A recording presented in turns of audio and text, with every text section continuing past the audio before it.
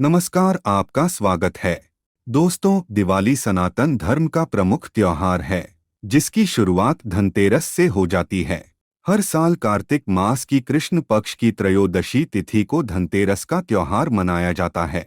मान्यता है कि धनतेरस के दिन मां लक्ष्मी और धन्वंतरी देवता समुद्र मंथन से प्रकट हुए थे, जिसके परिणाम स्वरूप धनतेरस के दिन माता लक्ष्मी, कुबेर देव, धन्वंतरी और मृत्यु के देवता यमराज का पूजन किया जाता है।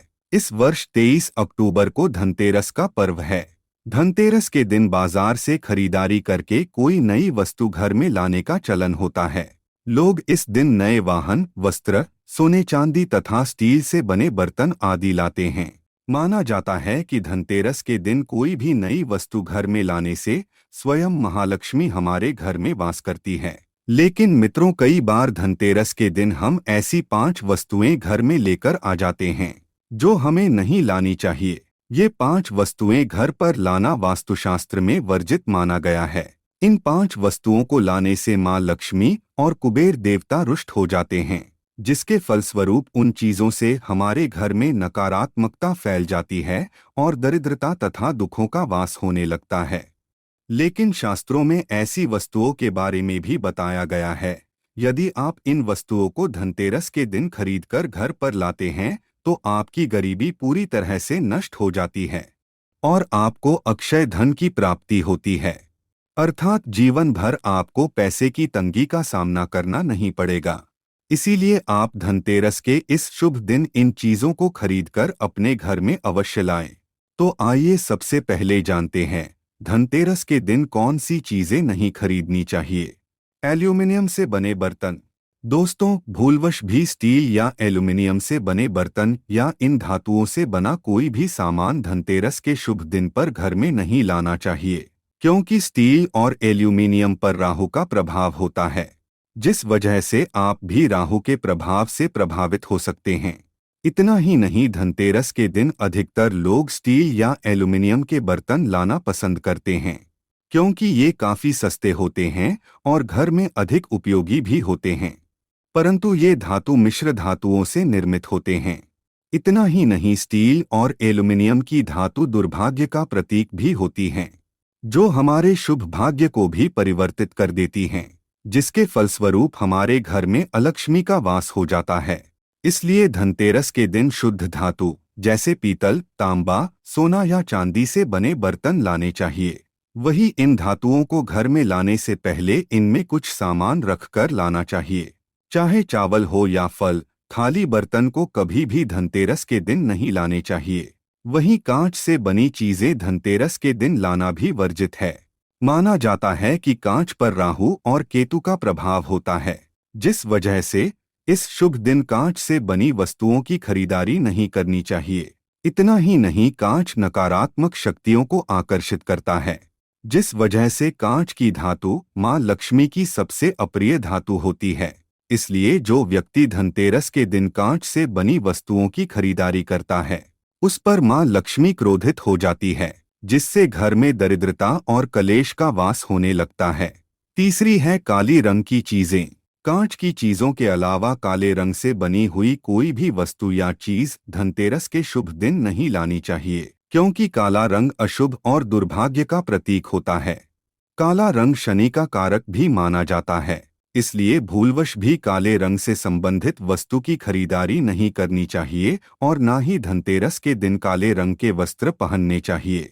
इतना ही नहीं, जो व्यक्ति धनतेरस के दिन काले रंग की वस्तु खरीदता है तो उसके धन, वैभव, मान सम्मान का सर्वदा के लिए नाश हो जाता है। अगली है नुकीली वस्तुएं।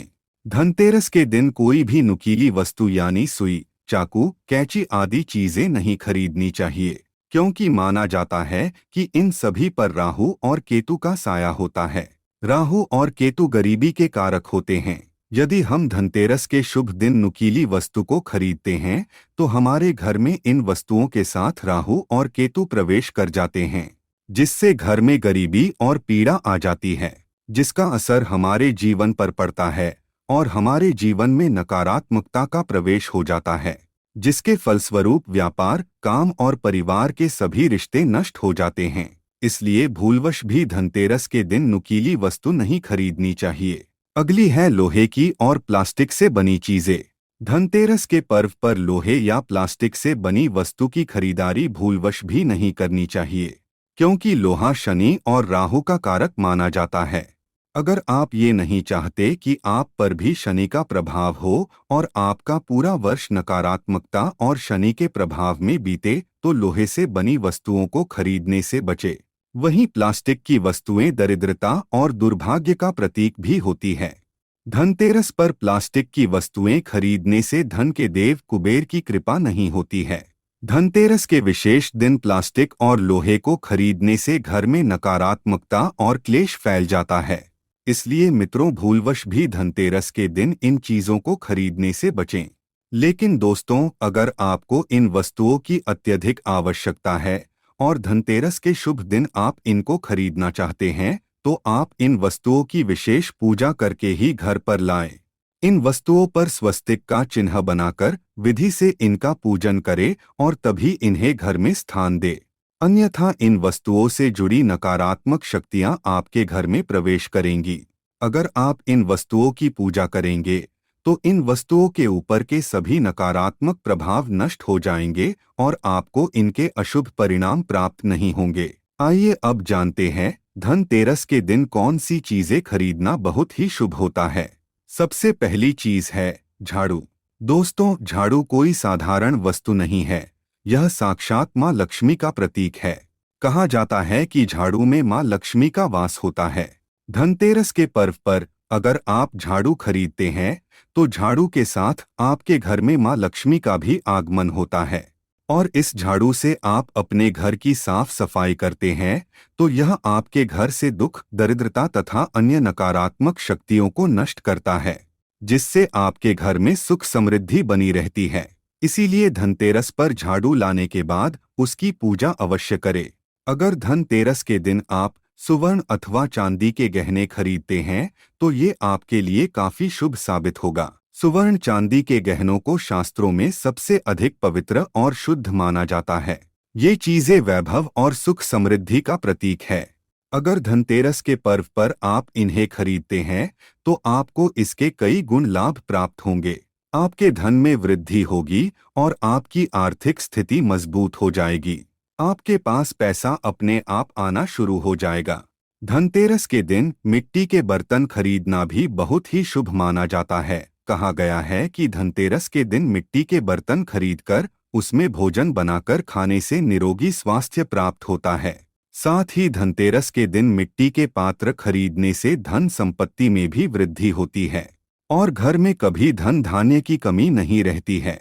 तो दोस्तों, उम्मीद है आपको यह जानकारी अच्छी लगी होगी। वीडियो को लाइक जरूर करें और कमेंट में जय मां लक्ष्मी अवश्य लिखें।